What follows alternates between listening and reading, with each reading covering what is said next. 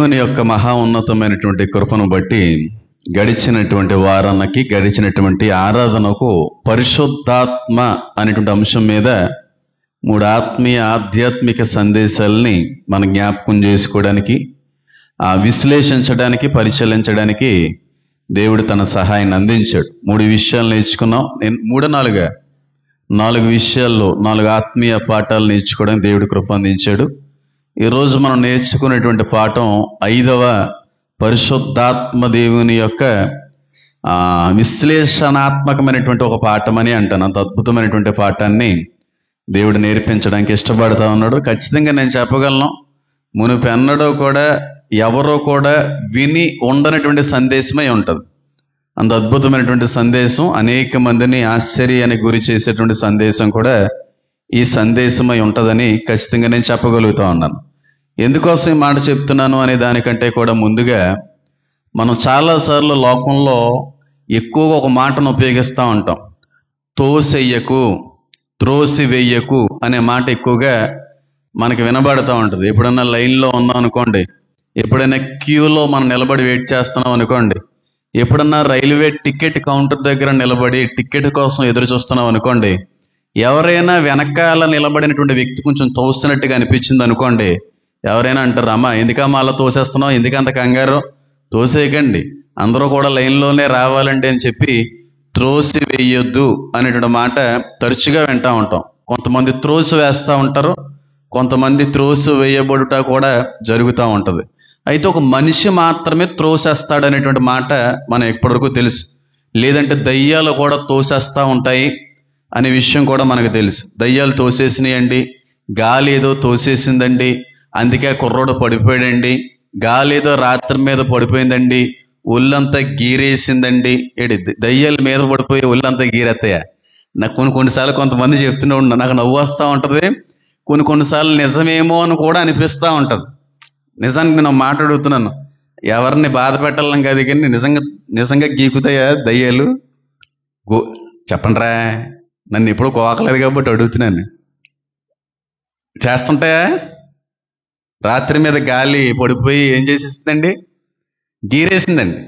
గీరేసిందనే మాట కూడా వినబడుతుంది. మరి నిజమో అబద్ధమో నాకైతే తెలియదు కానీ మొత్తానికి గాలి తోసేసిందండి, దయ్యం తోసేసిందండి, వెనకాల వాళ్ళు తోసేస్తున్నారండి అనేటువంటి మాట చాలాసార్లు వినే ఉంటాం. కానీ మీకు విషయం తెలుసా? గాలి తోస్తుందో లేదో నాకు తెలియదు, దయ్యం ఒక వ్యక్తిని త్రోస్తుందో లేదో నాకు తెలియదు, లేదంటే ఒక మనిషి మరొక మనిషిని తోస్తాడో లేదో నాకు తెలియదు. కానీ పరిశుద్ధాత్మ దేవుడు త్రోస్తాడు, తీసుకుని పోతాడు, అందులో సందేహం అయితే ఏమీ లేదు. వాక్యంలో ఒక మాటను నేను గమనించాను. పరిశుద్ధాత్మ దేవుడు ఒక మనిషిని త్రోసుకొని పోయిందంట, తోసుకొని వెళ్ళిపోయింది. ఆ వ్యక్తి ఎవరో అంటే నేను కూడా పెద్దగా నేను ఆలోచించవలసినంత అవసరం లేకపోతే కానీ ఆయన ప్రభు అయిన యేసుక్రీస్తు వారే ఉండడం అనేదే చాలా ఆశ్చర్యానికి గురి చేసింది. యేసుక్రీస్తు ప్రభు వారిని పరిశుద్ధాత్మ అరణ్యమునకు త్రోసుకొని పోయెను అనే మాటను నేను గమనించాను. ఈ రోజున పరిశుద్ధాత్మ చేసేటువంటి పని ఏంటి, ఒక మనిషిని ఏ విషయాల్లో త్రోసుకుని వెళ్తాది అనేటువంటిది ధ్యానించడానికి ప్రయత్నం అయితే చేద్దాం. మార్కు సువార్త 1వ అధ్యాయము 12వ వచనాన్ని కానీ మనం చదివినట్టయితే అక్కడ ఒక చక్కటి మాట కనబడతా ఉంది. నేను చదువుతూ ఉన్నాను, జాగ్రత్తగా గమనించండి. వెంటనే పరిశుద్ధాత్మ ఆయనను అరణ్యములోనికి ఏం చేసిందంట? త్రోసుకొని పోయెను. ఎవరు త్రోసుకుని వెళ్ళిపోయారు? బాప్తీసం ఇచ్చి యోహాను గారు త్రోసుకుని వెళ్ళిపోయినట్టుగా ఏమన్నా వాక్యం కనబడతా ఉందా? లేకపోతే యేసుక్రీస్తు ప్రభు వారికి జన్మనిచ్చినటువంటి తల్లి గారు ఏమైనా సరే త్రోసుకుని వెళ్ళిపోయినట్టుగా వాక్యంలో రాయబడలేదు. కానీ ఎప్పుడైతే బాప్తీసం యేసుక్రీస్తు ప్రభు వారు పొందుకున్నారో ఒక్క నిమిషం కూడా ఇక్కడ ఉండడానికి వీలు లేదు అన్నట్టుగా ఆయనని అరణ్యములోనికి త్రోసుకుని వెళ్ళిపోయిందంట. ఆ త్రోసుకుని వెళ్ళిపోయిన శక్తి పేరే పరిశుద్ధాత్మ అనేటువంటి మాట చాలా స్పష్టమైన రీతిలో వాక్యంలో రాయబడతాం. యేసుక్రీస్తు ప్రభువారి పట్ల మాత్రమే పరిశుద్ధాత్మ ఆ విధంగా వ్యవహరించిందంటే కానీ కాదు. ఫిలిప్పు విషయంలో కూడా అదే విధంగా వ్యవహరించింది. పౌలు గారి విషయంలో కూడా అదే విధంగా వ్యవహరించింది. చివరికి నా విషయంలో కూడా పరిశుద్ధాత్మ దేవుడు ఆ విధంగానే వ్యవహరిస్తాడో, మనల్ని త్రోసుకుని పోతా ఉంటాడో. లోకంలో మనల్ని ఉంచడానికి పరిశుద్ధాత్మ దేవుడు ఇష్టపడ్డాడు. ఎవరైతే బాప్తీసం పొందుకున్నారో, బాప్తీస సమయంలో ఎవరైతే నిజమైన ఆత్మరక్షణని పొందుకున్నారో, ఎవరైతే వాళ్ళ యొక్క పాపాలని సంపూర్ణంగా విడిచిపెట్టి దేవునికి వాళ్ళ యొక్క జీవితాలని సమర్పించుకున్నారో వారిని మాత్రం త్రోసుకొని పోతాది, ఉండనివ్వదు, లోకంలో నిలవనివ్వదు. కేవలం దేవుని మూలంగా కడగబడిన వ్యక్తులు, దేవుని యొక్క ప్రత్యేకమైన పనుల నిమిత్తం నియమించబడిన వ్యక్తుల పట్ల మరింత ప్రత్యేకంగా అయినా వ్యవహరిస్తాడు అని అనడానికి వాక్యంలో లెక్కలేనన్ని సాక్ష్యాలు ఉన్నాయి, లెక్కలేనన్ని ఆధారాలు కనబడతా ఉన్నాయి. వాక్యం సెలవిస్తా ఉంది, పరిశుద్ధాత్మ యేసుక్రీస్తు ప్రభు వారిని అరణ్యములోకి ఏం చేసిందంట? త్రోసుకొని పోయింది, త్రోసేసింది, ఉండనివ్వలేదు. త్రోసివేయడం వేరు, తీసుకుని వెళ్ళడం వేరు. అక్కడ తీసుకుని పోయిను అన్న మాట రాయబడింది అనుకోండి, అసలు నేను అంత ఫీల్ అవ్వాల్సింది, అంత ఆలోచించవలసిన కూడా పని లేదు. తీసుకుని వెళ్ళింది పరిశుద్ధాత్మ అంటే అందులో పెద్ద విషయం లేదు. తీసుకునే లేదు. మీరు చదివేటప్పుడు కూడా చాలాసార్లు పొరపాటు పడుతున్నారేమో. త్రోసుకునే పదం దగ్గర తీసుకుని పోయినట్టుగా కూడా కొంతమంది తెలియక చదువుతూ ఉంటారు. తీసుకుని వెళ్ళలేదు, త్రోసుకుని పోయింది, త్రోసుకుని పోయింది. ఎప్పుడైతే 30 సంవత్సరాల వయసులోకి ప్రాయంలోకి ప్రభువారు వచ్చారో, ఆయన యొక్క పరిచర్య చేయవలసినటువంటి కాలం ఎప్పుడైతే సమీపించిందో, ఆయన మొట్టమొదటగా బాప్తీసు ఇచ్చి యోహాను దగ్గరికి నడిపించబడ్డాడు. ఆయనకి మించినటువంటి పవిత్రుడు, ఆయనకి మించినటువంటి అభిషక్తుడు, ఆయనకి మించినటువంటి ఆ పవిత్రమైన పరిశుద్ధమైనటువంటి జీవితం కలిగినటువంటి ప్రవక్త ఇంకెవరో లేరు గనుక ఆయన దగ్గర మాత్రమే బాప్తీసం తీసుకోవాలన్నది తండ్రి యొక్క ఉద్దేశం అనుకుంటాను. ఆయన దగ్గరికి నడిపించబడ్డాడు. బాప్తీసం తీసుకున్నటువంటి మరుక్షణమే ఆకాశము నుండి పరిశుద్ధాత్మ పావురం వల్ల ఆయన మీదకి దిగొచ్చేసింది. దిగొచ్చిన తర్వాత తండ్రి గారి సాక్ష్యం చెప్తారు, ఈయన నా ప్రియ కుమారుడు, ఈయన బట్టి నేను ఆనందిస్తున్నాను అని చెప్పి అందరికీ వినబడేట్టుగా తండ్రి కూడా మాట్లాడతాడు. రక్షణ పొందుకున్నాడు మనిషిగా, ఆయన బాప్తీసం పొందుకోవలసిన అవసరం ఉందని అక్కడ చూపించాడు. బాప్తీసం పొందుకున్న ప్రతి వ్యక్తి కూడా పరిశుద్ధాత్మను పొందుకుంటాడు అని మరొకసారి అక్కడ ఆధారాన్ని చూపించాడు. అదే పరిశుద్ధాత్మను పొందుకున్న వ్యక్తి త్రోసివేయబడతాడో, త్రోసుకుని పోబడతాడో అనే ఆధారం కూడా ఉంది. మనం బాప్తీసం పొందుకుంటున్నాం, పరిశుద్ధాత్మను పొందుకుంటున్నామో లేదో మీకు తెలుసు, కానీ త్రోసుకుని పోబడట్లేదేమో అది ఆలోచించేయాలి. బాప్తీసం పొందుకున్న వెంటనే మళ్ళీ లేట్ ఏం చేయలేదు, వెంటనే రాయబడి ఉంది. ఉందా అక్కడ?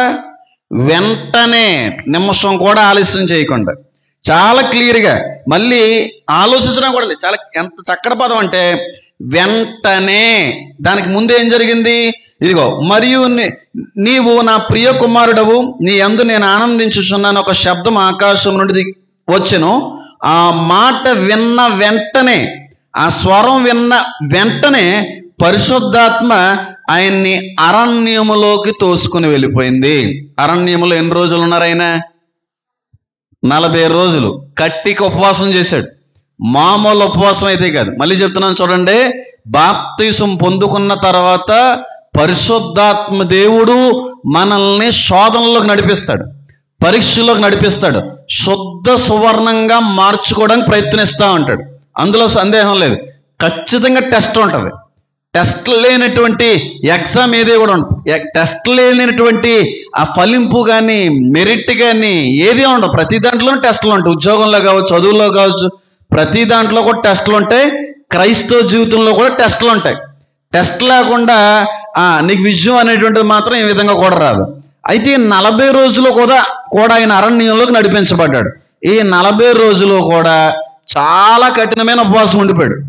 మనం ఒక 2-3 రోజులు ఒక రోజు ఉపవాసం ఉండండి రా బాబు అంటేనే చాలా ఆపసోపాలు పడిపోతూ ఉంటాం. అది కూడా బాప్తీస సమయంలో కఠినమైన ఉపవాసం ఉండండి, గట్టి ఉపవాసం ఉండండి అని చెప్పన్న ఆ ఒక్కరోజుకి చాలా ఇబ్బంది పడిపోతూ ఉంటారు. 40 రోజులు అరణ్యంలో ఉపవాసం ఉండిపోయాడు.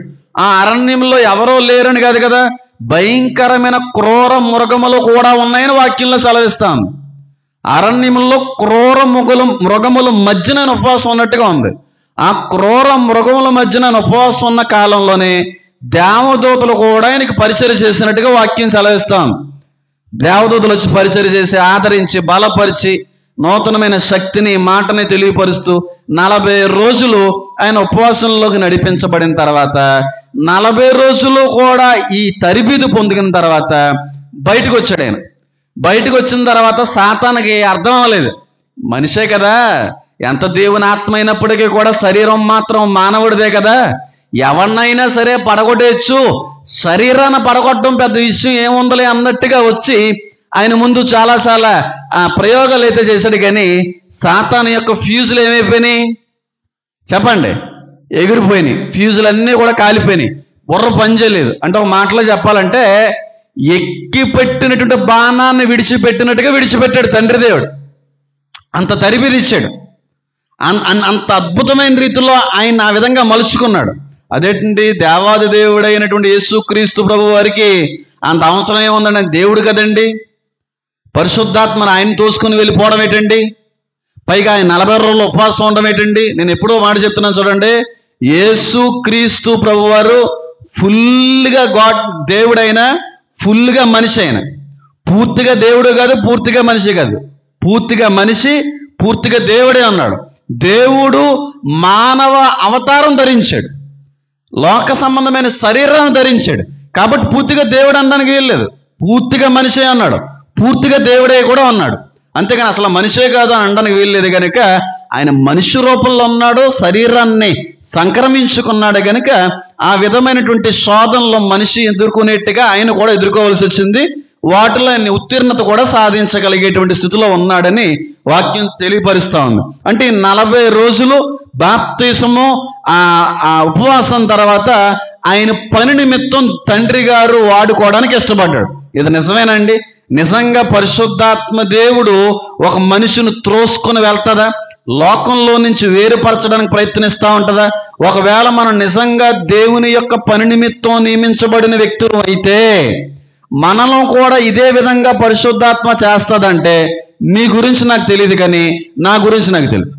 ఎందుకంటే ఇంచుమించుగా చాలా రోజులు నేను లోకానికి దూరంగా ఉండి బాప్తిసం 2వ పొందుకున్నాను. చాలా మందికి తెలియదు, ఆ సమయంలోనే నేను బలంగా తీర్మానాన్ని కూడా పొందుకున్నాను. ఆ తీర్మానంలో నిలబడాలి అని తీసుకున్నటువంటి ఆ బాప్తిసం అనంతరం పరిశుద్ధాత్మ దేవుడు ఉండనివ్వలేదు. ఏ విధంగా జరిగిందో చెప్తాను చూడండి. ఇక్కడ ఒక ఆయన మేము డబ్బులు ఇచ్చి సేవలకు నిలబెట్టాం. ఇద్దరికి కూడా డబ్బులు ఇచ్చే ఇక్కడ నడిపించాం పరిచర్ని, ఇద్దరు పాస్టర్లని కూడా. అందులో పాస్టర్ గారి పేరు విశ్వాసరావు గారు. తెలియంది ఏం కాదు కదా, డబ్బు ఇస్తాను ఉండేవాళ్ళు, పైగా డబ్బు సరిపోదన్నట్టుగా అందరింటికి వాళ్ళు వెళ్ళి మళ్ళీ దండుకోవడం, ఏమీ సరిపోవన్నట్టుగా పైన మళ్ళీ ఏదో చేయడం అనేది మొదలు పెట్టాడు. అయినా మేము పట్టించుకోలే, పోదపోయిన దేవుడు లెక్క చెప్పుకుంటాడని చెప్పి. అది కాస్త ఎక్కడికి వెళ్ళిపోయింది, ఏకంగా మందిరం పక్కనే ఇల్లు తీసుకొని ఉండిపోయేంతగా మారిపోయింది. పక్కనే ఇల్లు తీసుకున్నాడు. అది కరెక్ట్ కాదండి అని చెప్పినప్పుడు కూడా మొండిగా వ్యవహరించి ఆ ఇల్లు తీసుకోవడం జరిగింది. అది నా ఇంట్లో వాళ్ళు కానీ సంఘస్థులు కానీ ఎవరో నాకు చెప్పలేదు. అది కరెక్ట్ కాదు, ఆయనకు కూడా చెప్పాను. ఆయన నీ మాటతో నాకు లెక్కేట అన్నట్టుగా చేసుకుని వచ్చినాడు. ఆయన ఉద్దేశం ఏంటో నాకు తెలియదు. మరి సంఘం పట్ల ఏమన్నా ఆయనకి ఏమన్నా ఆశ ఏమన్నా పుట్టిందా లేకపోతే ఏంటో మరి నాకైతే తెలియదు. కానీ మొత్తానికి దగ్గరలోని ఇల్లు అయితే తీసుకున్నాడో సంఘం నాకు చెప్పలేదు. సంఘం నాకు చెప్తే ఎక్కడ రివర్స్ ఏదన్నా అంటానేమో అని చెప్పలేదు, ఇంట్లో వాళ్ళు కూడా చెప్పలేదు. మొత్తానికి ఏదో ఒక రోజున మాత్రం నా చెవిని పడిపోయిన తర్వాత అప్పుడు మనం సేవకుడిగా లేం కదా, లోకానికైతే దూరంగా ఉన్నాం, వ్యసనాలకైతే దూరంగా ఉన్నాం. అప్పుడప్పుడే మారు మనసులోకి నడిపించబడేటువంటి రోజులయ్యి. అయితే వెంటనే మాట విన్న తర్వాత సీరియస్ అయిపోయాను.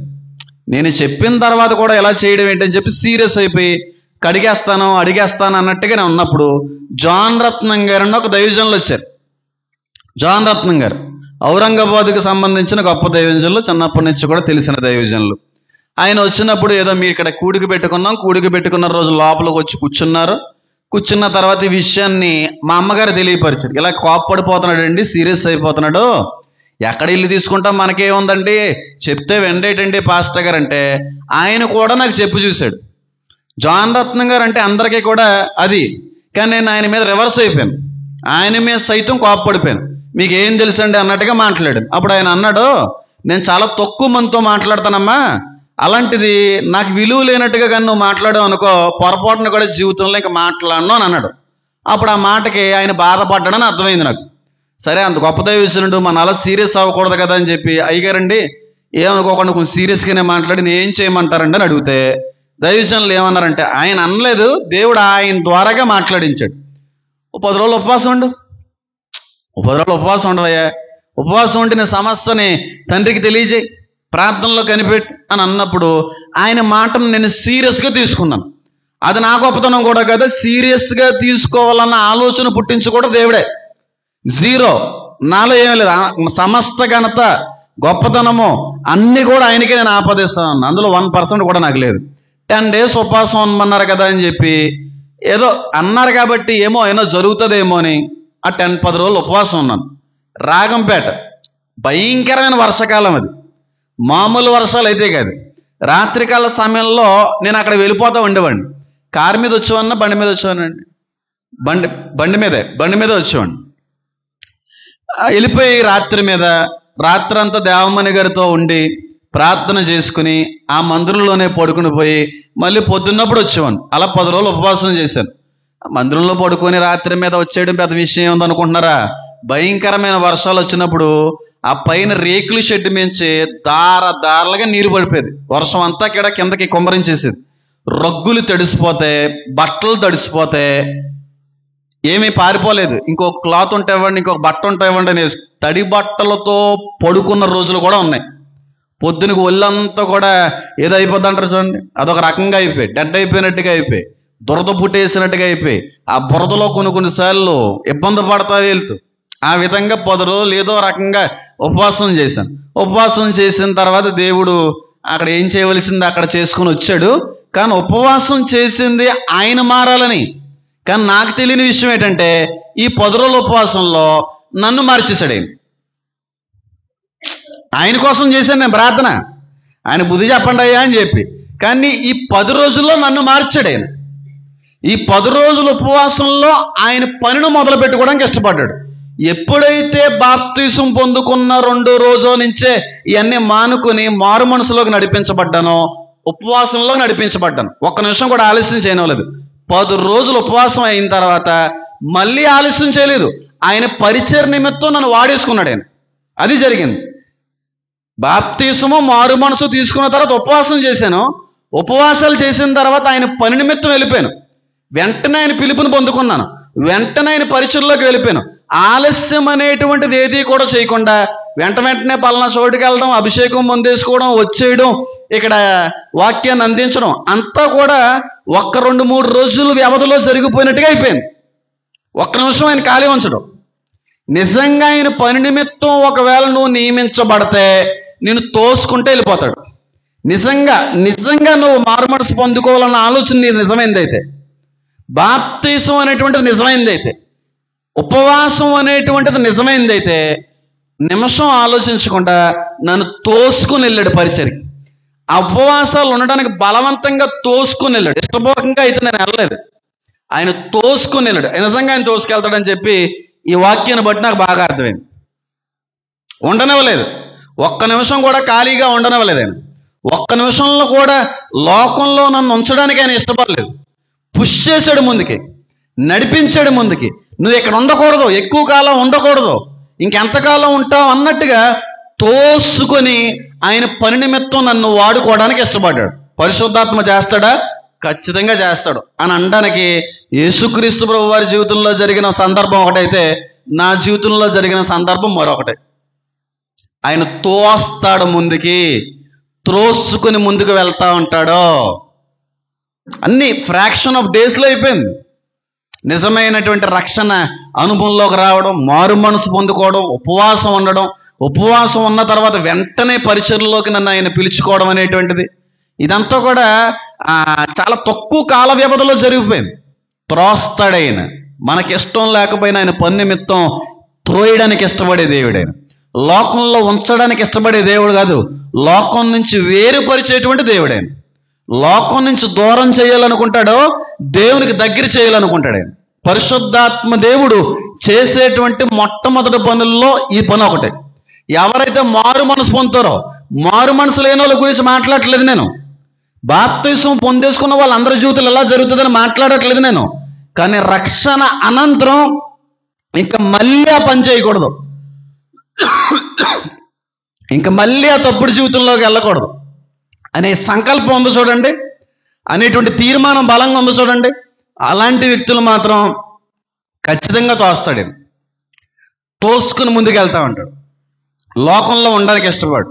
చాలామంది బాప్తీసాలు పొందుకున్నారు, కానీ మారు మనసుతో కూడిన బాప్తీసాలు కాదు, నామకార్థ బాప్తీసాలు. అందుకే మిమ్మల్ని ఏం చేయలేడు దేవుడు. తీసుకోవాలి కాబట్టి, అన్నయ్య గారిని సంతోష పెట్టాలి కాబట్టి, తల్లిదండ్రులను ఏదో సంతోష పెట్టాలి కాబట్టి, సంఘాన్ని ఏదో సంతోష పెట్టాలి కాబట్టి అని తీసుకునేటువంటి బాప్తీసాల్లో ఆయన త్రోసివేసేటువంటి లక్షణం కనబడదు.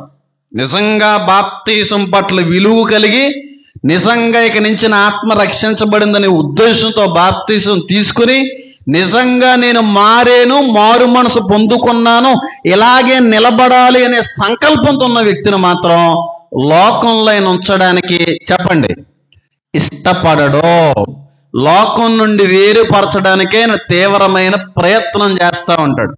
అంతేగాని బాప్తీసం అనంతరం కూడా లోకంలోనే బ్రతికేస్తాను, లోకంలోనే ఉండిపోతానన్న ఏ వ్యక్తిని కూడా త్రోయుడు. త్రోసుకుని పోయాడు. 40 రోజుల తర్వాత శుద్ధ సువర్ణంలా బయటకు వచ్చాడు ఆయన. ఇంక మళ్ళీ ఆయనకు అడ్డు అదుపు అనేది ఏమి లేదు, ఆయనకి లేదు, మనకు అసలాగా ఏం లేదు. ఎక్కడ ఆగిందా మన పరిచర్య? ఆ స్పీడ్ పెరిగింది తప్ప 7 సంవత్సరాలు 6 సంవత్సరాల్లో ఎక్కడ తగ్గిన అనుభవం లేదు. ఆ విధంగా ఉంటుంది ఆయన త్రోసుకొని వెళ్తాను. నిజంగా ఆయన మాటకు అంత విధేయత చూపుతాను. ఇప్పుడు తోసుకొని వెళ్ళిపోతున్న సమయంలో యేసుక్రీస్తు ప్రభువు ఎక్కడన్నా, ఏట్రా బాబు అలా తోసుకుని పోతున్నావు ఏంటి, నాకు ఇష్టం ఉండక్కర్లేదా, అంత బలవంతం చేస్తున్నావు ఏంటి నేమన్నా అన్నాడా? పోనీ అంటే చూపించండి ఎక్కడన్నా. బాప్తీసం పొందుకున్న తర్వాత పరిశుద్ధాత్మ దేవుడు అరణ్యములోకి తోసుకుని వెళ్తున్న సమయంలో అలా తోసేస్తున్నావు ఏంటి, అంత బలవంతం చేస్తున్నావు ఏంటి, నా ఇష్టం ఉండక్కర్లేదా, నా పర్మిషన్ ఉండక్కర్లేదా, అన్నీ నీ ఇష్టమేనా అని అన్నాడా? ఆయన త్రోసేస్తూ ఉంటే ఆ త్రోసేటువంటి క్రమానికి లోబడ్డాడు ఆయన. పరిశుద్ధాత్మ దేవుడికి లోబడ్డాడు ఆయన. ఆయన త్రోసుకుని వెళ్ళిపోతున్నప్పుడు ఆటంకపరచలేదు, నిరాకరించలేదు, గొడవ పెట్టుకోలేదు, కుదరదు అని అనలేదు. నువ్వు ఎంతో త్రోసినా నీ మాటకి, నీ నడిపింపుకి నేను లోబడతాను. లోబడేటువంటి వ్యక్తినే పరిశుద్ధాత్మ దేవుడు ఆ విధంగా ట్రాన్స్ఫిగర్ చేస్తుంది. లోబడనొల్లని జనాన్ని కాదు, లోబడేటువంటి వ్యక్తుల్నే త్రోస్తుంది. లోబడని వ్యక్తులను త్రోయదు, పట్టించుకోదు, మార్చాలనేటువంటి ఆలోచన కూడా ఉండదు. శుద్ధ సువర్ణంగా మార్పులోకి నడిపించబడాలి అనే ఉద్దేశం పరిశుద్ధాత్మ దేవుడికి ఉన్నా, ఆయన మాటకు లోబడేటువంటి వ్యక్తులను మాత్రమే నడిపిస్తాది. ఆయన మాటలు లెక్క చేయని ఏ ఒక్కరినే నడిపించదు. Best example. ఎందుకంటే ఒక్క మాట అనలేదండి ఆయన. త్రోస్తున్నావేటే అని అనలేదు, బలవంతం చేస్తున్నావేటే అని అనలేదు, ముందుకు నెట్టేస్తున్నావేంటయ్యా అని అనలేదు. ఆయన త్రోసివేసే క్రమానికి, ఆయన నడిపింపుకి ఏం చేశాడు ప్రభువైన యేసుక్రీస్తు వారు? లోబడ్డాడో. లోబడేటువంటి వ్యక్తుల్ని పరిశుద్ధాత్మ ఆ విధంగా మార్పులోకి నడిపించగలగ తప్ప, మారలేనటువంటి పరిస్థితులు ఉన్న వాళ్ళందరికీ అర్థం కావాలి, నువ్వు లోబడలేదు, ఆయన మాటకు నువ్వు లోబడలేదు కనుక ఆయన జీవితాన్ని ఏమీ కూడా చేయలేకపోయాడు. బలవంతంగా చేయడు ఆయన ఏమిని. బలవంతంగా చేయాలని అనుకునే దేవుడు అనుకోండి, ఆదాము అవన అసలు ఆ పండు తినకుండా నాపేతుడు ఆయన. అసలు పండు వరకే వెళ్ళనకపోతుడు ఆయన. తింటున్నప్పుడు వచ్చాయి తినకూడదు అని ఆపేతుడు. ఆపడైనా బలవంతం చేయడు, ఒక్కసారే మాట్లాడతాడు. నా మాటకు విధేయత చూపుతావా నడిపిస్తాను నిన్ను, నా మాటకు విధేయత చూపుతావా నీ చేయి పట్టుకుని ముందుకు కొనసాగింపజేస్తాను, నా మాటలు లెక్క చేయలేదా నీ ఇష్టం, నేను చెప్పడానికి నీకు స్వాతంత్రత ఉంది, స్వేచ్ఛ ఇచ్చాను, నీ జీవితం అది, నీకు నచ్చినట్టు. కానీ లోబడేటువంటి వ్యక్తులు ఉంటారు చూడండి, వాళ్ళ మాత్రం దేవుడు వాడుకునే విధానం మరొక రకంగా ఉంటుంది. లోబడ్డాను 10 రోజులు. నేను బాప్తిసం తీసుకుని మారు మనసు పొందిన తర్వాత దైవజనుడు మూలంగా మాట్లాడిన ఆ మాటకు నేను లోబడ్డాను. దైవజనుడు మూలంగా మాట్లాడిన ఆ పరిశుద్ధాత్మ దేవుని యొక్క ప్రేరణకు నేను లోబడ్డాను. 10 రోజులు భయంకరమైన వర్షాకాలం అయినప్పటికీ కూడా, తడిసిపోతున్నప్పటికీ కూడా, ఉదయకాల సమయానికి బట్టలన్నీ ముద్దైపోతున్నప్పటికీ కూడా, శరీరం కొన్నిసార్లు వరిసిపోతున్నప్పటికీ కూడా ఆయన అన్నాడు గనుక ఆ మాటకు లోబడ్డాను గనుకే ఆయన చెయ్యాలనుకున్న చేసుకున్నాడు. అంతేకాని వర్షం ఎక్కువ అవుతుంది, వర్షాకాలం తగ్గిందరా చేద్దాం, ఆయన అన్నాడు, దైవజనుడు ద్వారాగా దేవుడు మాట్లాడాడు, ఆ మాటకు నేను లోబడాలంతే. అది కష్టమైనా ఇబ్బంది అయినా ఇంకేమైనా సరే ఆయన మాట్లాడాడంటే దేవుని మూలంగా మాట్లాడాడు, లోబడాలంతే. లోబడ్డాడు క్రీస్తు వారు, లోబడ్డాడు ఈ హేమాను, అందుకే ఆయన వాడుకుంటున్నాడు, అందుకే ఆయన నడిపిస్తా ఉన్నాడు. ఆయన అనుకున్న ఆకృతిలోకి, ఆయన అనుకున్న స్వారూప్యంలోకి మలుచుకుంటా ఉన్నాడు. లోబడనొల్లని జనాన్నగానికి శ్రమ అని ఉంది బైబిల్లో. లోబడే వాళ్ళని ఆయన ఏమన్నా చేయగలడండి? లోబడిన వాళ్ళని ఏం చేస్తాడు? వదులుతాడు. సాతాను వచ్చి తెస్తేస్తాడు, జీవితాలు తలకిందులైపోతాయి. లోబడాలి. ఎక్కడా కూడా యేసుక్రీస్తు ప్రభు వారు ఎక్కడ ఆటంకపరచలేదు, నిరాకరించలేదు, కుదరదనలేదు. త్రోసేస్తా ఉంటే వెళ్ళిపోతానే ఉన్నాడు అరణ్యంలోకి. 40 రోజులు కూడా ఆయన త్రోసిన విధానానికి, ఆయన త్రోసివేసేటువంటి ఆ క్రమానికి లోబడ్డాడో అప్పుడే ఆయన అనుకున్న విధమైన అభిషేకాన్ని, శక్తిని సంపూర్ణంగా ఆయన వినియోగించుకోగలిగాడు. దేవుడు నీ ద్వారాగా కూడా చాలా పనులు చేయాలనుకుంటాడు. దేవుడు నిన్ను కూడా అనేక విషయాల్లో వాడుకోవాలనుకుంటాడు. నిన్ను కూడా ఒక బలమైన పాత్రగా నిలవబెట్టాలనుకుంటాడు.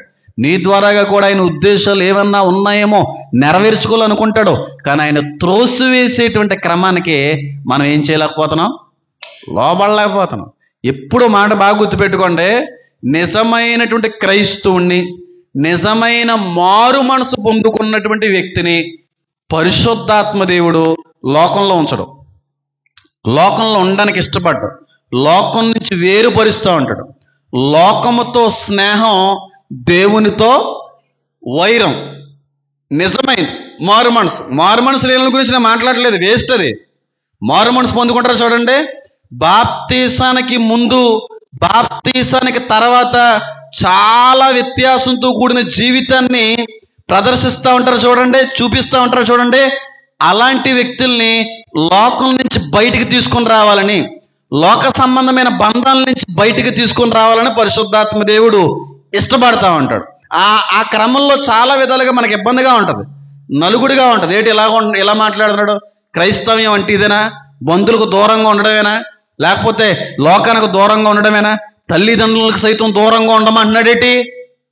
తల్లిదండ్రుల వల్ల బలహీనపడిపోతున్నావు అనేటువంటి మాటని నేను విన్నాను, నిజమే. కానీ అది అలా కుదురుతుంది అని అనుకుంటున్నావంటే నీకు అర్థమైపోవాలి నువ్వు పరిస్థితి. తల్లి అయినా తండ్రి అయినా ఆడెవడైనా ఆత్మీయంగా నిన్ను బలహీనపరిచే వ్యక్తి అయితే ఆడు దూలమైపోవాలి నువ్వు. వాళ్ళ అమ్మైనా నానైనా. కాదంటారా? రక్షణ లేని, దేవుని ఎరగనటువంటి ఎంతో మంది తల్లిదండ్రులు పిల్లల దేవుని ఎరిగిన వ్యక్తులతో దేవుడు దేవుడు దేవుడు నెల ఏం చేసావు, వదిలేవా దేవుడు అని అంటున్నారంటే ఆడితో నువ్వు అర్జెంటుగా కట్టవాలని అర్థం. ఆడి నుంచి నువ్వు దూరం అవ్వాలని అర్థం. అమ్మోని మా అమ్మని గారిని నాన్నగారిని ఎలా వదులుకుంటారండి? ద్వేషించమని అన్నాడు. అందుకే నీ తల్లిదండ్రులని సైతం నువ్వు ద్వేషించగలిగి, అంటే కోప్పడి కక్షల కార్పణ్యాలు కాదు, ఆయన మాట కంటే ఏది కూడా ఎక్కువ కాదన్నంతగా ప్రేమించాడు. ద్వేషించడం అంటే తిట్టడం అని కాదు. తెలుసు కొంతమందికి ఎవరి వల్ల నువ్వు ఆత్మీయంగా బలహీనపడతావో తెలుసు, కానీ అది వదులుకోలేరు వాళ్ళు. ఎవరి వల్ల ఇంకా నువ్వు కూడా దరిద్రమైనటువంటి పరిస్థితుల్లో ఉన్నారో తెలుసు, వదులుకోలేరు. లోకంలో ఉండడం వల్లే నా జీవితం ఎలా ఉంది తెలుసు, కానీ లోకం నుంచి బయటపడరు. లోకస్తులు ఏ విధంగా ఆలోచిస్తారో, లోకస్తులు ఏ విధంగా అయితే జీవిస్తూ ఉంటారో సేమ్ అదే విధంగా ఉంటారో. అందుకే దేవుడు వాళ్ళని ఏం చేశాడు? వదిలేశాడు. పరిశుద్ధాత్మ దేవుడు లోకం నుండి వేరుపరుస్తాడు, దేవుని దగ్గరికి త్రోస్తా ఉంటాడో.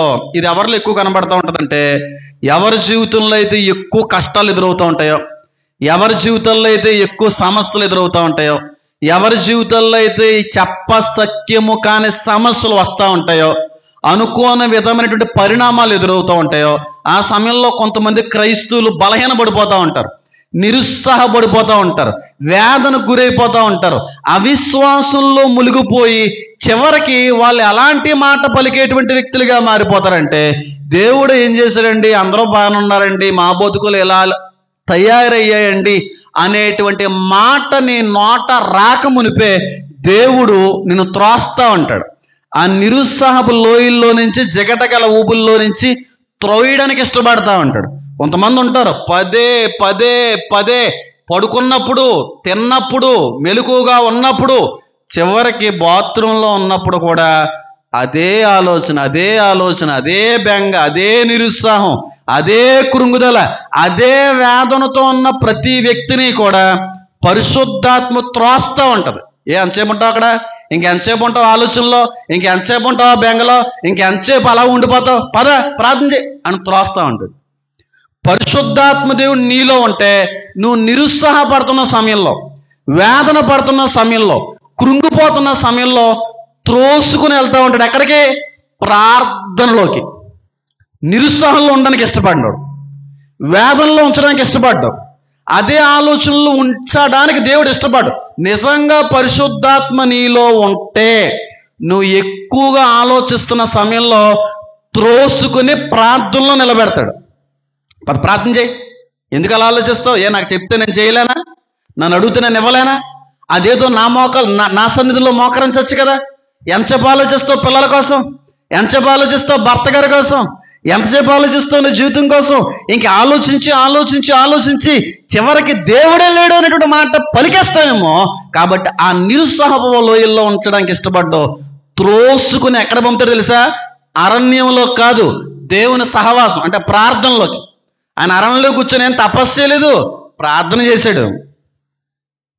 ప్రార్థనలోకి కొనుపోబడతారో, ప్రార్థనలోకి త్రోస్తా ఉంటాడు పరిశుద్ధాత్మ దేవుడు నీలో ఉంటే. పదే పదే ఆలోచనలో ఉన్న వ్యక్తుల్లో ఖచ్చితంగా ఈ అనుభవం కనబడుతుందంటే నీలో ఆత్మ ఉంది, నీలో పరిశుద్ధాత్మ పనిచేస్తుంది. నీ ఆత్మ చల్లరలేదు, నీ ఆత్మ ఇంకా కూడా బలహీన పడలేదు, ఆత్మ ఇంకా బతికే ఉన్నాను. అందుకే ఆయన యొక్క ప్రేరణ ఇంకా ఉంది. అందుకే ఆయన ఇంకనో కూడా వేదంలో ఉంచకుండా పద ప్రార్థన చేయడానికి, పద ప్రార్థనలోకి, పద కొంచెంసేపు నాతో గడిపితే కానీ, పద కొంచెంసేపు మోకల్లే, పద కొంచెంసేపు నాతో సహవాసం చేయి అని త్రోస్తా ఉన్నాడంటే ఆత్మ ఉంది నీలో. అంత తోసినప్పటికీ కూడా చేంజ్ చేయను. ఇప్పుడు ఏం చేసుకుంటాం? రాత్రి 6 గంటలు చేస్తానని అంటున్నావంటే ఆత్మని ఏం చేస్తున్నావు? ఆటంకపరుస్తున్నావు. ఆత్మని ఏం చేస్తున్నావు? దుఃఖపరుస్తున్నావు. ఏదైనా ఒక సమస్య, ఏదో ఒక కష్టం, ఏదో ఒక బలహీనత, ఏదో రకమైన వేదన, నిరుత్సాహం ఎదురైనప్పుడు ప్రార్థన చేసుకుందాం కొంచెంసేపు అని అన్నప్పుడు ఆ మాటకు లోబడేటువంటి వ్యక్తులనే దేవుడు వాడుకుంటాడు. ప్రార్థన చేసుకుందాం అనేటువంటి ఆలోచన వచ్చినప్పటికీ కూడా సాయంత్రం చేస్తాం కదండి, ఇందాకే కదండి చేసుకున్నాం అని ఆగిపోతున్నామంటే నేనేం చేయలేడే. ప్రార్థనలోకి తోస్తూ ఉంటాడు. ఎంతమంది జీవితాలు ఎదురు చూసారు? ఇది అనిపిస్తూ ఉంటుందా? ఎక్కువగా ఏడుస్తున్నావు అనుకోండి, ఎందుకు ఏడుస్తున్నావు? పద కొంచెం ప్రార్థన చేసుకోవచ్చు కదా, కొంచెం ప్రార్థనలో గడపచ్చు కదా అని అనిపిస్తుందంటే ఆయన త్రోస్తున్నాడని, ఆ వేదంలోంచి నిన్ను విడిపించాలని ప్రయత్నం చేస్తున్నాడని, జగటగల ఊబుల్లో నుంచి తప్పించాలని ఉద్దేశం ఆయన ఉన్నాడని. తోహేస్తాడంటే వెనకాల భుజం మీద చెయ్యట్టు ఇలా తోసాడేమి ఆయన ఏమని ప్రేరణ, నడిపింపు ఆ విధంగా ఉంటుంది. అస్సలు నిరుత్సాహంలో, అస్సలు అధికమైన ఆలోచనలో, అస్సలు పడుకుంటున్నారు. బెంగల్లో ఉంచడానికి ఇష్టపడ్డ దేవుడు బెంగల్లో నుంచి లేవలెత్తాలని, బెంగలో నుంచి విడుదల పొందుకోవాలని, బెంగలో నుంచి బయటికి రావాలని చూస్తూ ఉంటాడు దేవుడు. అలా చేసేది పరిశుద్ధాత్ముడే. అయినా సరే పదే పదే ఆలోచించి, అయినా సరే బుర్ర పీకేసుకుని, అయినా సరే నిద్ర మాపులన్నీ మానేసుకుని అయినా సరే ఇంకా అన్నిటి గురించి అదే ఆలోచనలో ఉంటే దీన్ని తోయడం ఎందుకురా బాబా, వేస్ట్, ఇంకోళ్ళ దగ్గర పోదామని పోతాడు. ఎంతకాలం తోస్తాడు? ఎవరు మాత్రం తోస్తారు? గుర్రాన్నే ఏటి వరకు నడిపించగలం కానీ బలవంతంగా నీళ్ళు తాగించగలవా?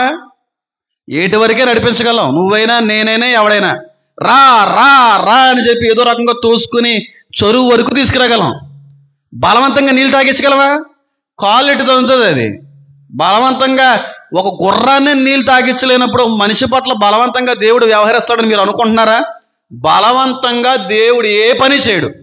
ఆత్మ సంబంధమైన విషయాల్లో కొంచెం ప్రోత్సాహం ఎక్కువగా ఉంటుంది, కొంచెం నడిపింపు ఎక్కువగా ఉంటుంది, కొంచెం ఆత్మ ప్రేరేపణ ఎక్కువగా ఉండొచ్చు, కానీ బలవంతంగా మాత్రం లాగేద్దాం అనుకునే దేవుడు కాదు.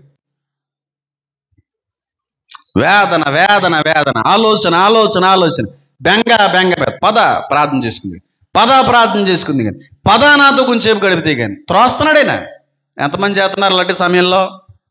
ఆ త్రోసేటువంటి క్రమంలో కొంచెంసేపు ప్రార్థన చేసుకుంటే బాగుంటుంది కదా అనేటువంటి మనసుకు అనిపించిన సమయంలో ఆలోచనలు విడిచిపెట్టి, ఆ బెంగను విడిచిపెట్టి, ఆ తలంపును విడిచిపెట్టి, ఆ మాటలన్నిటికీ కూడా కొంతసేపు ప్రక్కన పెట్టి వెంటనే ప్రార్థనలో గడపడానికి ఇష్టపడేటువంటి విశ్వాసులు ఎంతమంది ఉన్నారండి? సాయంత్రం 6 గంటల కుటుంబ ప్రార్థన చేసుకుంటాం కదా అని చెప్పి ఆ ఆత్మ ప్రేరేపణ ఆపేసేటువంటి వ్యక్తులే. ఉదయమే కదా ప్రార్థన చేసుకుందామని చెప్పి ఆ దేవుని యొక్క ప్రేరణ ఆపేసే వ్యక్తులే. ఆయన నడిపింపుకు లోబడేటువంటి వ్యక్తులు మాత్రం కొందరే. ఆ కొందరినే దేవుడు ఒక మంచి స్వారూప్యంలోకి మార్చుతాడు. ఆ కొందరి పట్ల దేవుడు ప్రత్యేకమైన ప్రణాళికలన్నిటినీ కూడా నెరవేర్చుకోవడానికి ఇష్టపడతాడు. అబ్బే అస్సలు ప్రార్థన చేయడానికి మాత్రం మనసు రాదు. ఓ గంటల తరబడి అలా బుర్రన ఆకాశం వైపు ఎత్తుకొని ఆలోచించడానికి ఎంత ఒప్పుకుంటుందో అమ్మగారికి. అలా కూర్చుంటుందా గుమ్మం దగ్గర, బుర్ర వెనకలు వాల్చేసి, ఆ తలుపుకు వాల్చేసి, ఆ గోడకు వాల్చేసి, ఆ పెట్టని ఆ పక్షిని అలా చూసుకుంటా, ఆ పెట్ట జీవితమే బాగుంది, నా జీవితం ఇలా తేరింది, ఆ పెట్ట కంటే దారుణమైందని చూడండి. శుభ్రంగా ఆ 2 జతగా ఎంత బాగా ఎగురుతున్నాయో, చక్కగా గింజలు తినేస్తున్నాయి, గుడ్లు పెట్టేస్తున్నాయి, పిల్లలకని ఎత్తనాయి, మళ్ళీ ఎగిరిపోతున్నాయి. పెట్ట జీవితమే బాగుందంట. పెట్ట కంటే హీనులో మనం. ఎంత గొప్ప జీవితం అండి మానవ జీవితం. ఎంత ధన్యత ఉంటే మానవుడిగా పుడతామంటారు మనం. పిట్టతోనో కుక్కతోనో పోల్చుకుంటారు కొంతమంది. ఆ కుక్క బిర్యానీ తింటుంది అనుకోండి, ఆ కుక్క పనే బాగుందని బాబు, శుభ్రంగా 4 ఇంట్లోకి వెళ్ళి 4 కూరలు తినేస్తుందండి బాబు, నాకు వండుకోవడం కూర లేకుండా పోతే అదోపోతుంది అంటారు. అది గొప్ప జీవితమా? 4 ఇంట్లోకి వెళ్ళి 4 కూరలు తినడం గొప్ప జీవితమా? అడుక్కుని వాడు కూడా తింటాడు అలాగా.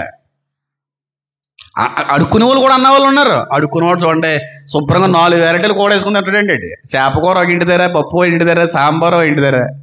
ఎవరి దగ్గర ఏ స్వీట్లన్నీ ఎక్కువ స్వీటు, మనక ఆ ఎండుమిరపకాయలు ఏపిడి, బీరకాయ పచ్చడి తప్ప ఏమి తినడం లేదు మా జీవితంలో. తినండి, శుభ్రంగా తినండి. డబ్బులు దేవుడు ఇచ్చాడంటే బాగా తినమనే, చక్కగా మీకున్న అవసరాలు తీర్చుకోమని, దాచుకోమని కాదు.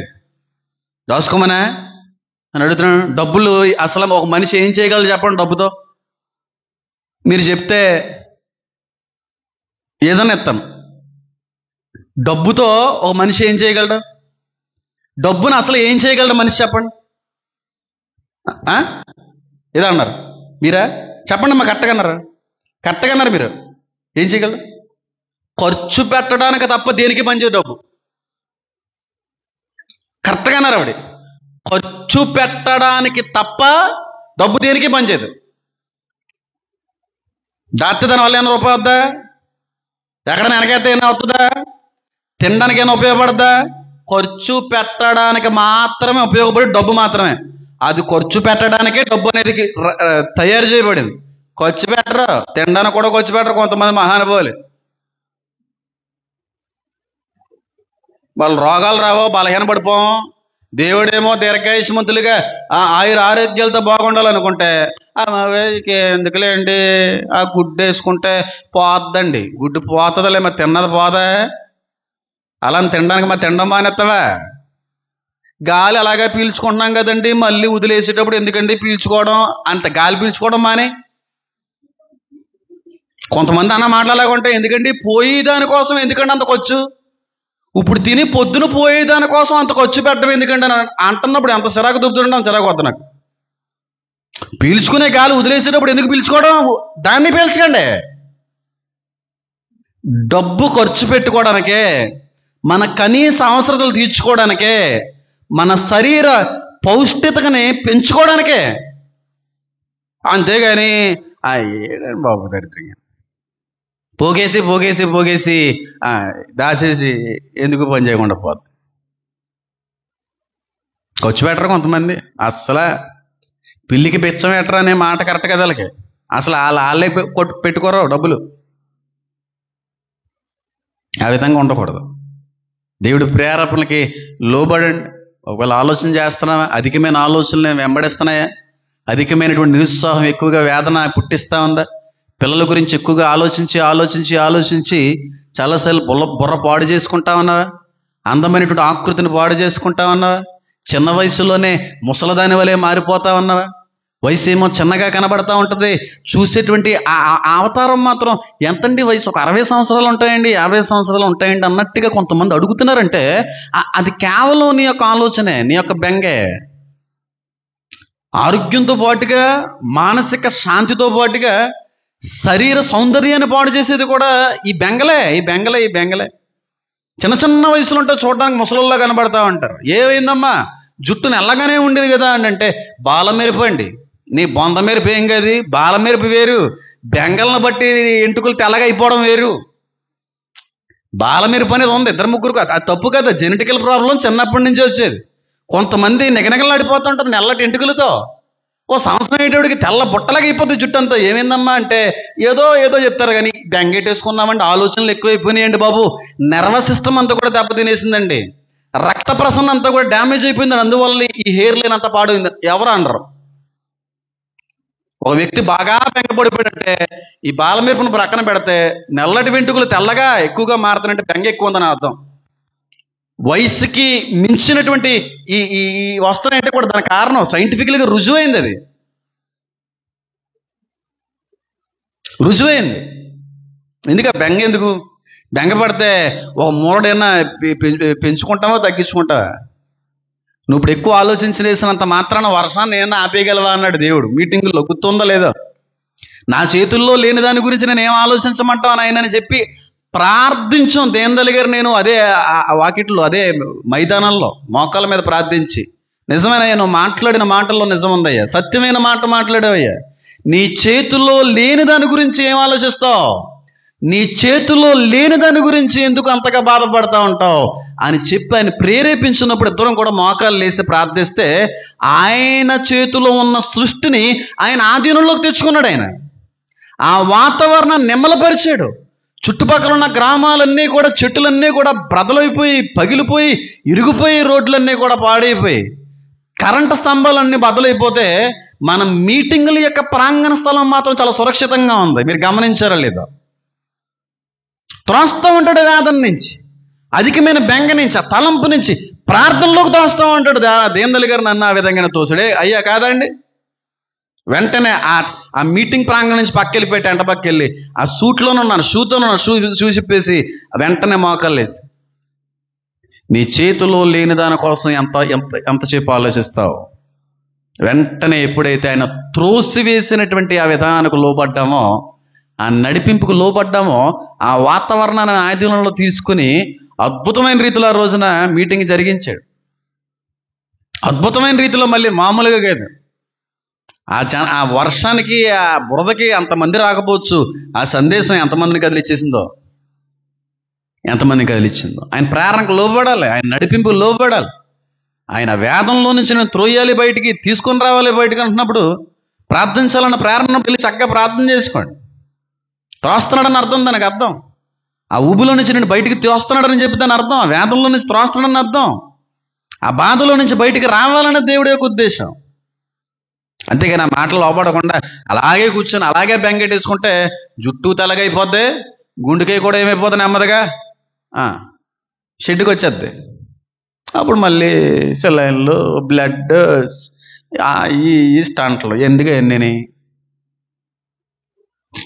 త్రోస్తూ ఉంటాడు. కొంతమంది యవనస్తులకైతే ఆలోచన, తలంపులు, వ్యామోహపు ఏదో రకమైనటువంటి ఇబ్బంది, ఏదో తేడాగా అనిపిస్తూ ఉంటుంది, రాకూడని ఆలోచన వచ్చేస్తూ ఉంటుంది, శరీర సంబంధమైనటువంటి కొన్ని యాచలు పడుతూ ఉంటాయి, వెంటనే పరిశుద్ధాత్మ తండ్రి అంటాడు, ఒరే ఆలోచనలు ఉండడం మంచిది కదరా, నీకు వచ్చిన తలంపు పాపానికి నడిపిస్తుందేమో, నీకు వచ్చినటువంటి ఆ యాత్ర ఖచ్చితంగా నీ శరీరాన్ని పాడు చేస్తుందేమో, పద బైబిల్ చదువు, ఆ వాక్యం చదువుకోవడానికి పద.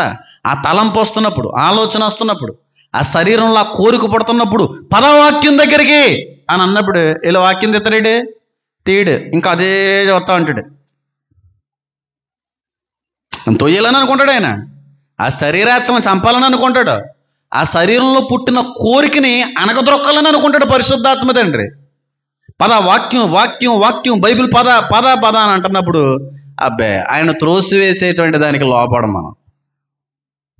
నీకు విరోధముగా నేను పాపము చెయ్యకుండునట్లుగా నా హృదయంలో నీ వాక్యాన్ని ఏం చేశాను నాయన, భద్రపరుచుకున్నాను. నిజం, ఆ చెడు తలంపులు వస్తున్నాయా, శరీరంలో కోరికలు అనేటువంటి ఆ తలంపులు పడతా ఉన్నాయా, అనవసరమైనటువంటి ఆలోచనలతో దేవునికి దూరం అయ్యేటువంటిది ఏదన్నా మొదలవుతున్నట్టుగా నీకు అనిపిస్తుందా? దేవుడు మాట్లాడుతున్నాడా? లేగు, అలా కూర్చుంటే ఒంటరిగా ఉంటే ఆ చీకటి గదిలో ఉండిపోతాయి. ఏది ఇలాంటి తలంపులు వస్తాయి, ఇలాంటి చెడు తలంపులు వస్తాయి, పాపంలోకి నడిపిస్తుంది. పద ఆ పని జరగకుండానే, ఆ పనిలోకి వెళ్ళకుండానే పదరా వాక్యం తీరా అంటే అబ్బాబ్బే వాక్యం తీయలేం బ్రోబా, ఇది అయిపోయిన తర్వాత వాక్యం తీస్తాం కావాలి లేరా. అలాంటి యవన జీవితాలు ఎంతమంది లేవంటారు, ఎంతమంది లేవంటారు. ఎవరో ఫ్రెండ్ వచ్చారు, వద్దా అంటాడు దేవుడు, త్రోసేస్తా ఉంటాడు పక్కకి, ఎల్లకరా ఎల్లకరా ఎల్లకరా వెళ్ళిపోతా ఉంటారు. సీరియల్, టీవీలు, రీల్స్ ఇవన్నీ చూస్తూ ఉంటారు.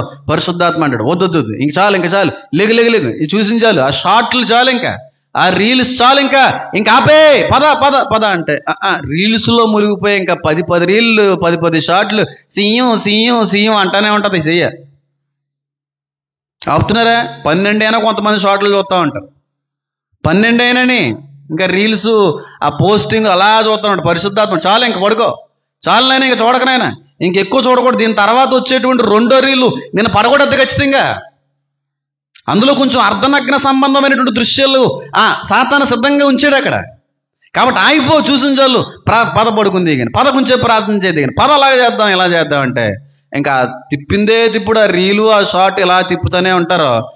ఏ తప్పు లేదు, ఏ షార్ట్లోనే మనకి ఏం ఇబ్బంది కలగదు. కనబడన కూడని షార్ట్ తోటి ఎదురైపోద్ది, అంతే లోపడిపోతాం.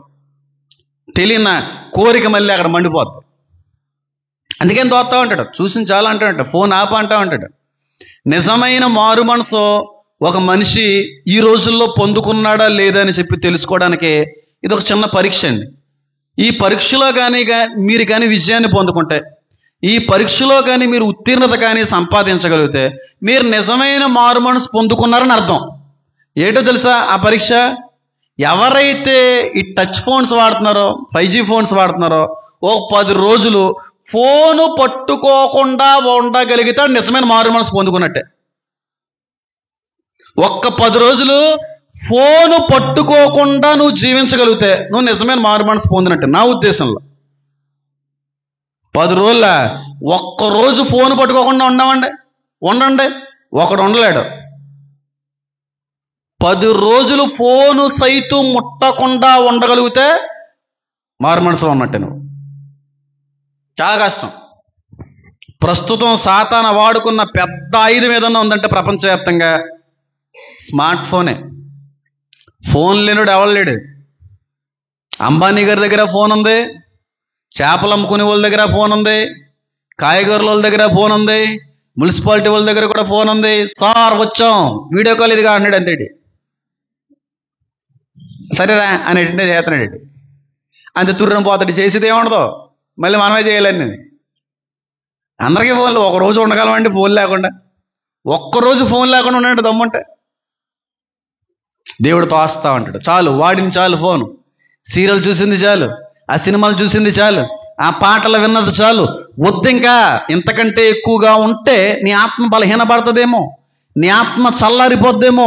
ఇంతకు మించిన ప్రయోగం సాతాను సిద్ధంగా ఉంచాడు కనుక ఆడ పన్నాగంలో పడకుండానట్లుగా నిన్ను అక్కడి నుంచి త్రోసివేయాలని, అక్కడి నుంచి విడిపించి దేవునిలోకి నడిపించాలని ప్రేరణ అందిస్తూ ఉంటాడు. చాలు చూసింది, చూడొద్దు అని అంటాడు, అయినా చూస్తున్నప్పుడు వదలలేడు ఆయన.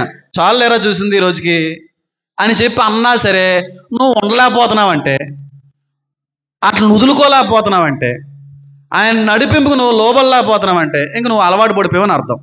ఆ సీరియల్కి, ఆ సినిమాకి, ఆ రీల్స్కి, ఆ స్మార్ట్ ఫోన్కి అలవాటు పడిపోయామని అర్థం.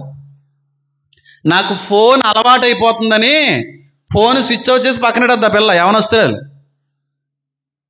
నాకు ఫోన్ అలవాటు అయిపోతుంది, వాట్సాప్లో ఫ్రెండ్స్ మెసేజ్ చేస్తుంటే రిప్లై ఇవ్వాల్సి వస్తుందని నెంబర్ మార్చేసింది ఆ పిల్ల. డిలీట్ చేసేసి ఫోన్ స్విచ్ ఆఫ్ చేసి పక్కన పెడద్ది. ఏ అంటే దేవునికి ఆటంకంగా ఉందన్నయ్య. దేవుల్లో నేను బ్రతకడానికి, దేవుని సహవాసానికి ఇది నాకు ఆటంకంగా అనిపిస్తుందని చెప్పి ప్రక్కనెట్టేసింది, నెంబర్ మార్చేసింది. ఉన్నారు అలటోళ్ళు, ఉన్నారులో ఒకప్పుడు స్టార్టింగ్లో మొత్తం డిలీట్ చేసి ఇప్పుడు అందులోనే ఉంటారు. వాళ్ళు అన్నీ ఉన్నాయి, వాళ్ళకి అకౌంట్లు అన్నీ ఉన్నాయి, అన్నిటిలోనే మెసేజ్లు ఉన్నాయి, అన్నిటిలోనే ఈ రాద్ధాంతాలన్నీ కూడా చక్కగా కొనసాగుతున్నాయి. దేవుడు అంటా ఉన్నాడు, ప్రస్తుత యవనస్తులతో పరిశుద్ధాత్మ దేవుడు మాట్లాడే మాట చూసింది చాలు, ఆ యూట్యూబ్ చూసింది చాలు, ఆ షార్ట్లు చూసింది చాలు, ఆ వైరల్ ఆ వీడియోస్ చూసింది చాలు, ఆ రీల్స్ చూసింది చాలు. చాలు చూసావు కదా, చాలు పక్కనట్టే ప్రార్థన చేసుకుంది కదా, పద మందిరంలో పద, కొంచెం వాక్యం ఉంది కానీ ఎంతసేపు అలా ఇంట్లో ఒక్కడవే కూర్చొని మంచం మీద అక్కడవే పడుకుంటావు. మందిరానికి పదనాయన, అక్కడ నీతో మాట్లాడుతాను, నీకు అక్కడ మంచి ఆహారాన్ని సిద్ధపరిచాను, పద అంటే ఇంకేం వెళ్తాంలే, 10:30 అయిపోయింది కదా, ఈరోజు చర్చికి ఏం వెళ్తాం, ఇంక ఈ సీరియల్ చూసేసి ఇంక పడుకుందాం, లేకపోతే ఈ సినిమా చూసేసి ఇంక పడుకుందాం, ఇంక ఈ రోజుకి ఇలాగ అయిపోద్ది. ఆయన త్రోస్తున్నప్పటికీ కూడా ఆయన త్రోసేటువంటి దానికి ఏం చేయలేకపోతున్నాం మనం. ఎప్పుడూ కూడా లోక సంబంధమైనటువంటి విషయాల నుంచి దేవుడు త్రోసుకుని వెళ్ళాలని ఇష్టపడతాడు, లోకంలో ఉంచడానికి ఇష్టపడతాడు, దేవునికి దగ్గర చేయాలని ఇష్టపడతా ఉంటాడు. అది సీరియల్, సినిమానా, వ్యసనాల, బెంగల, లేకపోతే యూట్యూబ్ షార్ట్ల, రీల్స్, ఏదైనా ఇవన్నీ లోక సంబంధమైనవి కనుక వాటిలో నువ్వు నిమగ్నం అయిపోవాలని కోరుకోవడం, వాటి నుంచి త్రోసివేయడానికి, బయటికి తీసుకుని రావడానికి ప్రయత్నిస్తూ ఉంటాడు పరిశుద్ధాత్మ తండ్రి. ఆ ప్రేరణకు లోబడితే ఖచ్చితంగా నీ జీవితం బాగుంటుంది. ఖచ్చితంగా. కొంతమంది ఇంక మొదలెట్టారంటే మామూలుగా ఉండదు. బయట వీధుల్లోకి వచ్చి ఆ అక్క చెల్లెలమ్మలతో కూర్చొని, ఆంటీ గారులతో కూర్చొని కానీ ఆ బిస్కెట్ కానీ మొదలెడితే అలా సునాయాసంగా పూట అయిపోద్ది. అలాగా పూట 2-3 గంటలు అలాగ అయిపోద్ది. అదో టాలెంటో. అందుకే కొంతమంది పిలుస్తాడు, నువ్వు రా వచ్చి కూర్చోకొని చేయను మాట్లాడితే బాగుంటుందని చెప్పి. ఈవిడ వెళ్ళి కూర్చుంటుంది 3 గంటలు సోది సోది సోది సోది సోది. దేవుడు మాట్లాడుతూ ఉంటాయి, అంతసేపు మాట్లాడతామ్మా ఆవిడతోని. ఎందుకు ఆ విస్తారమైనటువంటి మాటల్లో దోషం ఉందని వాక్యం సెలవిస్తా ఉంది కదా. ఆ ముసలమ్మ ముచ్చట్లు నీకు ఎందుకు, పద లోపలికి వెళ్ళి కుటుంబంతో ప్రార్థించవచ్చు కదా, కొంచెంసేపు నాతో గడపచ్చు కదా అంటే, అమ్మో ఇంకేమన్నా ఉందమ్మా, ఫ్రెండ్స్ అందరూ ఏమైపోతారు అని చెప్పి ఈదిలో కూర్చొని ముచ్చట్లు పెడతా ఉంటుంది. ఆ ఫ్రెండ్స్తో అలా నిలబడిపోద్ది. అక్కడ భర్త గారి చెయ్యి అంతా ఎండిపోద్ది అన్నం తినేసి. కూర కావాలన్నా ఇంక భార్య ఎక్కడుంది, బయటకు వచ్చేసి బిస్కెట్, మంచినీళ్ళు లేదు భార్య, పక్క వాళ్ళతో మాటలు. ఇది ఎక్కువైపోయింది ఈ రోజుల్లో. దేవుడు త్రోయాలని ఆశపడుతుంటే కానీ త్రోసులాడేటువంటి క్రమానికి ఏం చేయలేకపోతున్నాం మనం, విధేయత చూపలేకపోతున్నాం. ఇంకా బాగా అర్థం వెళ్ళి వాక్యాన్ని ముగింపులోకి తీసుకొస్తాను. ఆయన త్రోసేటువంటి విధానం ఏ విధంగా ఉంటుందంటే మీకు బాగా అర్థమయ్యేలా చెప్తాను. నేను ఒకనొక రోజున వ్యసనాల్లో కొనసాగిన వ్యక్తినే, లోకంలో బ్రతికిన వ్యక్తినే. ఇందులో దాపరకాలు ఏమున్నాయి, ఇందులో దాయడానికి ఏముంది, ఎక్కడన్నా చెప్తాను, నేను ఏదన్నా చెప్తాను. దాచుకోవడం మాత్రం ఏముండవు. అవసరమైతే ఏదన్నా సరే చెప్పుకోవడానికి ఒప్పుకోవడానికి ఎప్పుడూ సిద్ధంగానే ఉంటాను. లోకంలో తిరిగేవాడిని, కొన్ని వ్యసనాల్లో కొనసాగాము, డ్రగ్ ఎడిక్ట్ అయిపోయాను, ఆల్కహాలిక్ అయిపోయాను, భయంకరమైన స్మోకర్ని అయిపోయాను, నైట్ లైఫ్కి అలవాటు పడిపోయాను, అన్నీ వచ్చేసినాయి. అర్జున్ రెడ్డి సినిమాలో విజయ్ దేవరకొండ నాకు ఏంటో తెలియదు కానీ మనం మాత్రం భయంకరమైన ఆల్కహాలిక్. నేను అందులో సందేహం లేదు. ఏంటిది ఆయనకున్న బలహీనత ఏంటి తమ్ముడు, యాంకర్ మేనేజ్మెంట్. 100 ఆకులు ఎక్కువ చదివాను విజయ్ దేవరకొండ కంటే. విజయ్ దేవరకొండ అని చెప్పి మీరు అందరూ పిలుస్తూ ఉంటారు, సాయి అని పిలుస్తూ ఉంటారు ఇంట్లో. అంత యాంకర్ మేనేజ్మెంట్, అంత భయంకరమైన ఆల్కహాలిక్ నేను. అలాంటిది నేను ఇంట్లో ఉండేవాడిని కాదు, రాత్రికే వచ్చేవాడిని పడుకోవడానికి, మళ్ళీ పొద్దున్న వెళ్ళిపోయేవాడిని. ఎప్పుడన్నా ఏదన్నా సందర్భం ఉండి ఏదైనా మాట్లాడుకునే ఏదైనా పండగ వాతావరణం ఏదన్నా ఉంటే తప్ప ఫ్రెండ్స్తోని లోకంలోనే ఉండేవాడిని. రాత్రి ఇంటికి వచ్చే సమయానికే మంచి సౌండ్లో వచ్చేవాడిని, నేను ఫుల్ ఆన్లో వచ్చేవాడిని. మళ్ళీ పడుకొని 11 ఇంకా నిద్ర పడతలేదు, 11:30 12 అయిపోయినా 1 గంట అయిపోయినా సరిపోవట్లేదు, నిద్రలోకి నడిపించే అంత ఆగలేదన్నమాట ఆ రోజు నేను అర్థం. అప్పుడు లేచి తలుపులు తీసేసి బయటికి వెళ్దాం అనుకున్నప్పుడు మరి ఎప్పుడు లేచిపోయేవారు మా అమ్మగారు మా చెల్లిని. నేను గుమ్మం బయటికి వెళ్ళి లోపల బయటకు వచ్చి ఉండేవారు. ఏరా బయట ఏం చేస్తున్నావు, నిద్ర పడతలేదమ్మా, సరిపోలేదు, బయటికి వెళ్ళి వచ్చేస్తాను 1 నిమిషం అని చెప్పంటే మా అమ్మగారు ఏమో మా చెల్లి ఏమో నడుమే చెయ్యేసి గుమ్మంలోకి తోసుకుని వెళ్ళేవారు. నువ్వు ఉంటావా ఏనవా, నువ్వు వెళ్ళడానికి వీల్లేదు, ఇప్పుడు కుదరదంటే కుదరదు, నువ్వు లోపలికి వస్తున్నావా లేదని త్రోసేవారు. ఇప్పటికీ నా బాగా గుర్తు. మా చెల్లి నడుము మీద ఇక్కడ చేపెట్టి పద లోపలికి లోపల పెట్టి తలుపేసి వెళ్ళిపోయేవారు. అలా ఉంటుంది పరిశుద్ధాత్మ దేవుడు త్రోసేయడం, అస్సలు ఒప్పుకోవడం. ఆయనకి ఇష్టం లేని పని చేసే క్రమంలో ఆయన వద్దు అనే విధానం ఎలా ఉంటుందంటే డోర్ లాకేస్తాడు ఆయన లోపల పెట్టి. అంత బలవంతం చేసే అవకాశం కూడా ఉంటుంది కొన్నిసార్లు. మనిషి ఎలాగేదో త్రోస్తూ ఉంటారు, వద్దు పద లోపలికి ఉండవే బాబు అని చెప్పి చేదరించుకొని 5 నిమిషాల్లో వచ్చేస్తాను, కంగారు పడతావేటి, నా మీద నమ్మకం లేదు, మామూలుగా ఉన్నాను, నాకేం ఎక్కువైపోలే, ఎక్కడ పడిపోను నేనేమన్నా, వద్దు కుదరదు, నువ్వు లోపలికి వస్తావా లేదని ఒకళ్ళేమో నన్ను తోయడం, ఒకళ్ళేమో తొలిపేయడం. అంత బలవంతంగా ఒక తల్లి ఒక చెల్లి ఎలాగైతే లోకంలో మళ్ళీ వెళ్తానంటే తోసేసారో ఆ విధంగా అంత పరిశుద్ధాత్మ త్రోసులాట కూడా అదే విధంగా త్రోస్తాడు పరిశుద్ధాత్మ. అదే విధంగా ఆపుతూ ఉంటాడు. పద ప్రార్థనలోకి, పద మందిరంలోకి, పద వాక్యం చదవడానికి, పద ఇక్కడ ఉండొద్దు. ఎక్కువ మాట్లాడక వాళ్ళతో ఎక్కువ మాట్లాడడాన్ని బట్టి గొడవలు రావచ్చు, అనర్థాలు పట్టవచ్చు, లేనిపోని మాటల్లో ఉద్దేశాలు కలగచ్చు. నువ్వు అనుకోని విధంగా ఒక్క మాట మాట్లాడటం వల్ల చాలా పెద్ద రాద్ధాంతాల్లో పుట్టొచ్చేమో. ఆ మాట రాకుండా ఉండాలంటే మాట్లాడించాలి.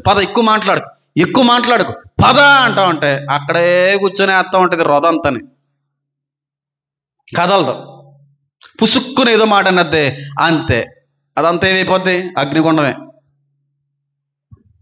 వద్దు. ఆ దేవుడు ప్రేరేపిస్తున్నప్పుడు, దేవుడు అక్కడి నుంచి త్రోసివేయాలని అనుకుంటున్నప్పుడు ఆయన మాటకు లోబడండి. నేను లోబడ్డాను కాబట్టి చెప్తున్నాను. మా చెల్లి ఏ విధంగా అయితే త్రోసిందో, మా తల్లి గారు ఏ విధంగా అయితే మళ్ళీ నేను బయటకు వెళ్తానన్నప్పుడు త్రోసి ఆపేశారో, పరిశుద్ధాత్మ దేవుడు కూడా సేమ్ అదే విధంగా తోస్తాడు, అదే విధంగా ఆపుతాడు, అదే విధంగా వెళ్ళకుండా నేను ఆటంకపరచడానికి ఇష్టపడతా ఉంటాడు. ఆటంకపరచడం అనే దానికంటే కూడా నిరోధించడానికి బాగుంటుంది, ఇష్టపడుతూ ఉంటాడు.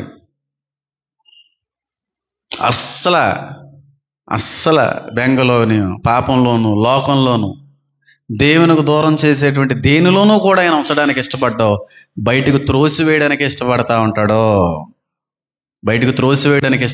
ఉంటాడు. సముద్రంలో నువ్వు ఎన్ని వేసేసినా సముద్రం ఉంచుకుంటుందా?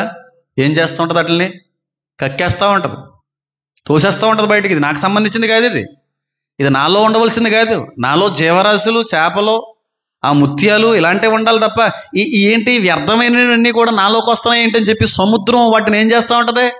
త్రోస్తూ ఉంటుంది, బయటికి నెట్టివేస్తూ ఉంటుంది.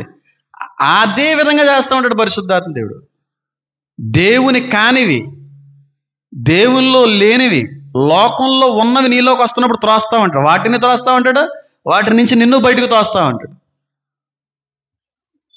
ఆ త్రోసే క్రమంలో నువ్వు లోబడితే నీ జీవితం చాలా బాగుంటుంది.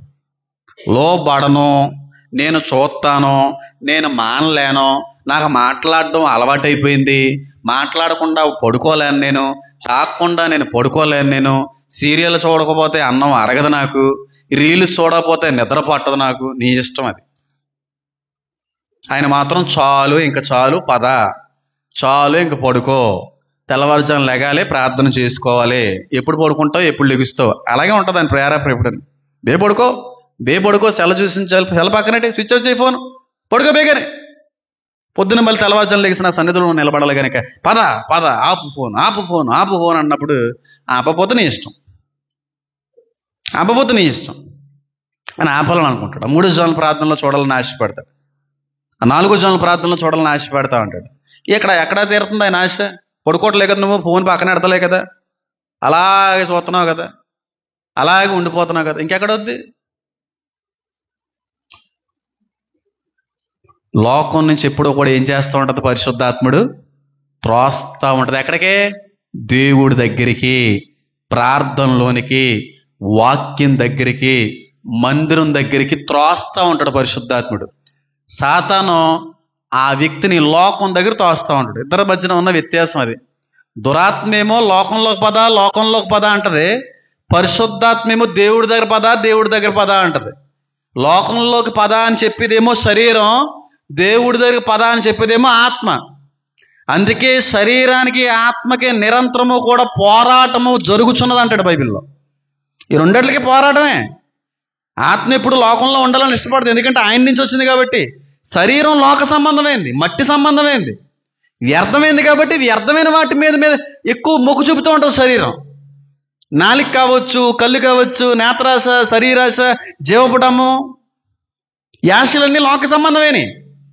ఆత్మ సంబంధమైన ఆశ ఎప్పుడు కూడా ఆత్మీయ వాటిపైపు ఉంటుంది, పర సంబంధమైన వాటిపైపు ఎప్పుడూ కూడా ఎత్తు చూపుతూ ఉంటుంది. అది పరిస్థితి. యూట్యూబ్ కావచ్చు, సీరియల్ కావచ్చు, అన్నీ ఏ ఆశలండి? దైవ సంబంధమైన ఆశలే. ఏ ఆశలు అంటే నీ శరీరాన్ని నువ్వు ఏం చేసుకుంటున్నావు? తృప్తిపరుచుకుంటున్నావు. ఆత్మను తృప్తిపరచట్లేదు నువ్వు. వాక్యం అని, ప్రార్థన అని, మందిరం అని లేదు. దేవుడి పాటలే వింటున్నానండి అని పెట్టుకుంటారు కొంతమంది యూట్యూబ్లో. ఈయన పాటలే అని దేవుడి పాటలే పెట్టుకుంటారు. ఏదో మధ్యలో తగిలేదు ఏదోటి బీట్ నచ్చుతుంది, ఎమోషనల్గా కనెక్ట్ అయిపోతావు అంతే. ఆ పాట పెట్టుకున్నా అబ్బా అని చెప్పి దాన్ని గుర్తు చేసుకుంటూ ఉంటాడు. ఎప్పుడో చిన్నప్పుడు స్కూల్లో ఉన్నదాన్ని. ఈ పాట దాన్ని పెళ్ళి అయిపోతారు, పిల్ల కూడా ఎత్తుంది, నా బంగారు కొండ అని చెప్పి. ఎందుకు? ఆ కొండకు 2 కొండలు కూడా వచ్చేసి ఉంటాయి, బుడ్డి కొండలు. ఏందిరేనా ఆయన అయ్యే పాటలు చూసి ఎమోషనల్ అయిపోతావు అంటారు. సినిమా పాటలు పెట్టేసుకుని ఏడిసేసే రకాలు. నేను ఏడిసేసాను ఒకప్పుడు. అలాగే నేను ఉన్నానులే, నేను లేనని ఏమంటలే. అందుకే నాకు ఇవన్నీ ఉన్నాయి కాబట్టి చెప్తున్నాను నేను. అవును అంటున్నారు జ్యోతి గారు. పాటల ద్వారాగా కూడా కనెక్ట్ అవుతాం. లోక సంబంధమైన పాటలు కనెక్ట్ అవ్వకండి, ఆత్మీయ పాటలకి, దైవ సంబంధమైన పాటలతో కనెక్ట్ అవ్వండి. ఎంతగా ఉల్లసిస్తుందో ఆత్మ, ఎంత పరవశించిపోతుందో, ఎంత బాగుంటుందో. కాబట్టి పరిశుద్ధాత్మ మన దేవుని సహవాసంలోనికి, దేవుని సన్నిధికి, ప్రార్థనలోనికి ఏం చేస్తూ ఉంటుంది? త్రోస్తూ ఉంటుంది. దేవుని సహవాసం అంటే ఎక్కడ దొరుకుతుంది? అది ప్రార్థనలోనే దొరుకుతుంది. దేవుడి సహవాసం ఎక్కడ దొరుకుతుందండి? రోడ్డు మీద దొరుకుతుందా? కాదు, ప్రార్థనలోనే ఆయన సహవాసాన్ని పొందుకుంటాం. యేసుక్రీస్తు ప్రభువు వారు 40 రోజుల ఉపవాసంలో పాటుగా దేవుని సహవాసం, తండ్రి సహవాసం, ప్రార్థనలో గడిపాడు ఆయన. త్రోస్తూ ఉంటుంది. ఏదో అర్జెంట్ పని ఏదో వచ్చేసింది, కూరలు ఏమి వండుకోవాలి, టైం అయిపోతుంది అంటూ వండేసుకున్నట్టునే తోస్తూ ఉంటుంది ప్రార్థన చేసుకోవడానికి. అబ్బే ఇప్పుడే నడునొప్పి వచ్చేస్తుంది, పడుకుంటాం. పనులన్నిటికీ శరీరం సహకరిస్తుంది. దేవుడు పని అనేటోడికి మాత్రం శరీరం ఏమైపోతుంది? సహకరించట్లేదు. అన్నిటికీ సహకరించదు శరీరం, దిక్కుమాలి శరీరం. దేవుడి పనిలో సహకరించదు. దాన్ని బట్టి మీకు అర్థమైపోలే ఎంత భయంకరమైన శత్రువు ఉందో నీలోనే. మన శత్రువు, భయంకరమైన శత్రువు మనకంటూ ఎవరున్నారంటే శరీరమే పెద్ద శత్రువు మనకి, ఇంకెవరో కాదు. కళ్ళు మూసుకోండి, ప్రార్థన చేసుకుంది. ఇంకేం దగ్గర నా దేవా, నా తండ్రి, నా